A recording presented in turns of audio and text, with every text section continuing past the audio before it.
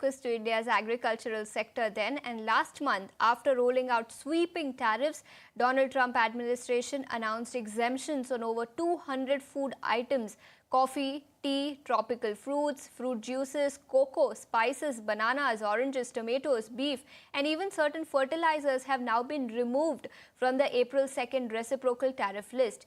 But key Indian agricultural exports, including shrimp and other seafood exports, are still outside this relief window.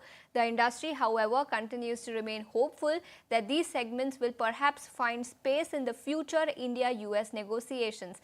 To break this down for us, we are now joined by Divya Kumar Gulati, Chairman of CLFMA, or the Compound Livestock Feed Manufacturers Association of India. Mr. Gulati, afternoon, and thank you so much for joining us today. First up, let's break the entire sector into two parts. One has been granted exemption and the other has not been. And that is the most important one: shrimp and other seafood exports. Do you think perhaps it will make an entry in the deal and the negotiations that are being discussed currently? And what kind of impact will that have on the entire agricultural export sector then? First of all, thank you for having CLFMA of India on your channel. I'm glad that now the national news recognizes the importance of animal husbandry, took a tariff to realize the importance of our sector. Having said that, since we belong in the animal husbandry and fisheries, the impact which we have is majorly on shrimps. Shrimps is the majorly exported basically from India. We are approximately having $4.8 billion of exports of shrimps from India, out of which $2.5 billion is solely to the US. That's why the tariff has hugely impacted the shrimp sector. Having said that, the government of India has taken few measures in terms of signing FTAs with various countries. As an example, we've also got an approval for 106 units from EU, which then actually makes the shrimps export to EU and trying to compensate for what we lost in the US sales. Before August, when the 58% tariff, 50% tariff was levied, US had already imported approximately $1.05 billion worth of shrimps from India. So they tried to compensate in stocking the material by importing the products from India, whereas they knew that they were going to have the onset of tariff, so they have stocked up. Other than US, our shrimp exports have increased by 30%. So we've exported approximately $1.58 billion of shrimps to the other countries except US. China is a very important buyer also of Indian shrimps. They import approximately annually $1.48 to $1.5 billion of shrimps from India. Japan is also an important, they import approximately $500 million of shrimps from India. So the final impact for the financial year 2026, we assume that there would be approximately value-wise 10 to 12% down, which is not as much as 50% impact due to the tariffs of levied by the US. The another new channel which is opened up for India is Russia.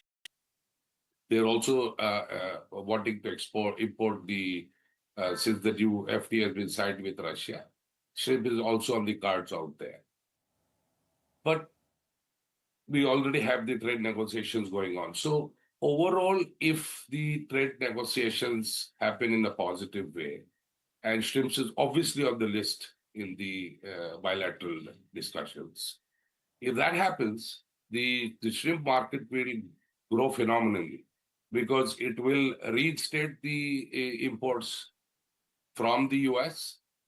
That is a plus for the shrimp sector. Plus, we would have developed the other markets also. So overall, is the best for our sector is not to keep all the eggs in the same basket, is actually to divide in various countries, and that's what India is trying to do. It will take time, but I think eventually we will get there. Right, I understand. I get your point. Since we are talking about shrimp exports, and Mr. Gulati, since you also told us that exports to US have been impacted, but Indian shrimp exporters have now found other markets.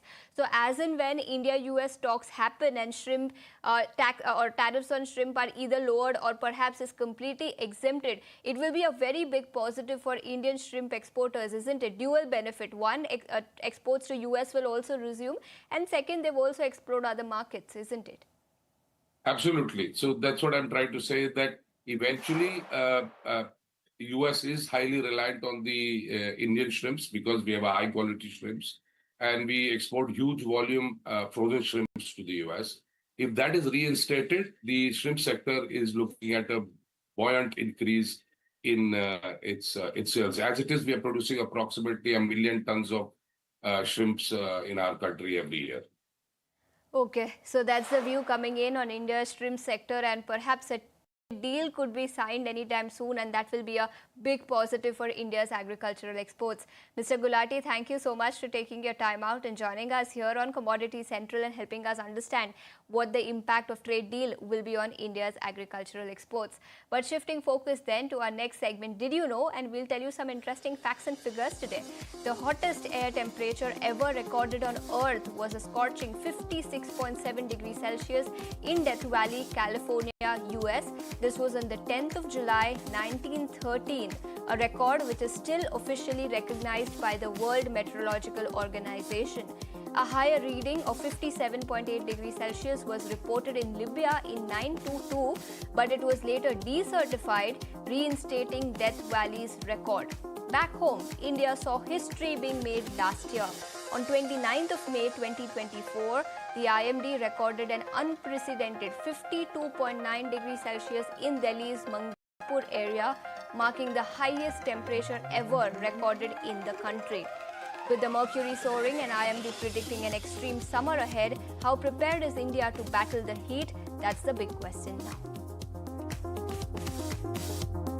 That's all the time we have on this edition of Commodity Central, but don't go anywhere. More news and updates will continue on the other side.